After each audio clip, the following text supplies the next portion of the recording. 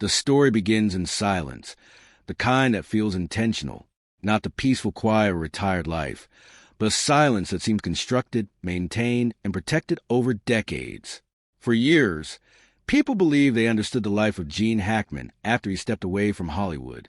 A legendary actor, 2 Academy Awards, a career that shaped generations of cinema, and then nothing. No farewell tour, no long interviews reflecting on his legacy, no attempt to stay in the spotlight. He simply disappeared from public life and settled into the New Mexico landscape, where the desert stretches wide and secrets have room to breathe. At first, it looked like a familiar story. A man who had given everything to his craft, choosing solitude over spectacle. That narrative was easy to accept because it fit neatly into expectations. But the deeper you look, the more that story begins to feel incomplete. The property he chose was not just remote, it was fortified. High walls, restricted access, layered security systems that went far beyond what even the most privacy-conscious celebrity would typically install. This wasn't just about keeping fans or paparazzi away. It felt like something else entirely, something less about privacy and more about containment. Over the years, very little information escaped from inside that estate. In an era where even the most guarded individuals eventually become subjects of leaks, photos, or casual mentions online, this place remained untouched by curiosity.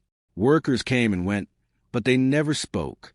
Deliveries happened, but there were no records that matched the scale of activity some neighbors quietly suspected. It was as if the property existed in a kind of informational vacuum, sealed off not just physically, but socially and digitally as well. Then came the incident that changed everything. What began as a routine welfare check quickly became something far more unsettling. The initial reports were simple, almost too simple. Natural causes, nothing suspicious, a quiet ending to a quiet life. But the timeline didn't sit right with those who looked closer. The response was too swift, the conclusions too clean. Within days, the narrative was locked in place, and any deeper questions seemed to vanish before they could fully form. What investigators reportedly encountered inside the property added layers of confusion rather than clarity. The interior did not reflect the calm, orderly life of a retired couple. There were signs of disturbance, not necessarily violent, but deliberate. Objects moved, spaces altered, as though someone had been searching for something or removing it. The idea that this all happened unnoticed, in such a heavily secured environment, raised questions that were never publicly addressed. But the most unsettling detail wasn't in the main living areas. It was beneath them. The discovery of a concealed passage changed the entire context of the estate. Hidden behind what appeared to be an ordinary structural feature, the entrance led downward into darkness. Not a simple storage area or cellar, but something deeper, older, and far more complex. The descent itself suggested intentional design, not an afterthought or casual addition. The air below was different, colder, heavier, carrying the scent of stone and time. What lay at the bottom of those steps reportedly defied easy explanation. The space was expansive, structured, and clearly built with purpose. This wasn't a hobbyist project or an eccentric addition to a private home. It had the feel of infrastructure, something engineered with precision and long-term use in mind. Materials and construction methods hinted at multiple phases of development, as if the space had been modified or expanded over decades. Some accounts suggest that objects found within this underground area didn't align with any single narrative. Documents, equipment, and artifacts that seemed disconnected on the surface, but might have formed part of a larger system when viewed together. The arrangement of these items appeared deliberate, almost like a configuration rather than simple storage. It gave the impression that the room itself had a function beyond holding things, that it was part of a process. Even more intriguing were reports of markings integrated into the structure itself, patterns carved into surfaces with a level of precision that implied advanced knowledge. Not decorative, not random, but intentional and meaningful.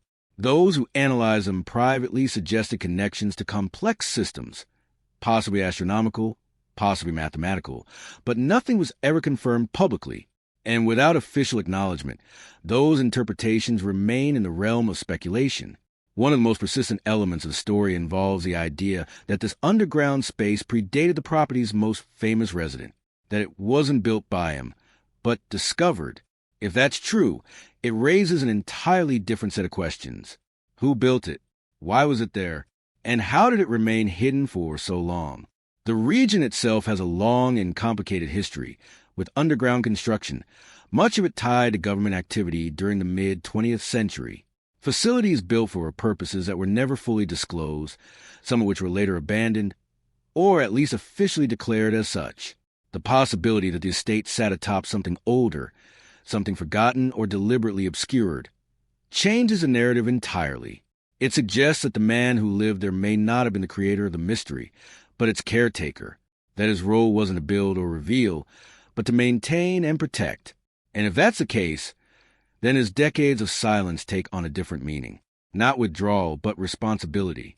There are also accounts from individuals who lived in the surrounding area, people who noticed things that didn't make sense at the time. Subtle vibrations in the ground, occurring at regular intervals, not strong enough to cause alarm, but consistent enough to be noticed. The kind of detail that gets dismissed in isolation, but becomes significant when placed alongside everything else.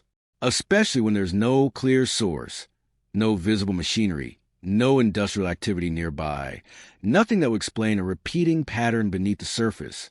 Then there were the occasional late-night arrivals, vehicles without markings, appearing infrequently but consistently over the years. They didn't linger, didn't draw attention, and didn't leave a trace in any official record. At the time, they were easy to ignore. Now, they're harder to explain away.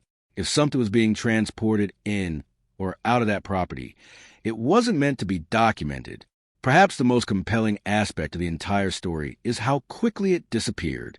In a world where even minor can dominate headlines for weeks, this one faded almost instantly. No sustained media coverage, no investigative follow-ups, no public demand for answers. It was as if an unspoken decision had been made to move on, to accept the official version, and leave everything else behind. That kind of silence doesn't happen naturally.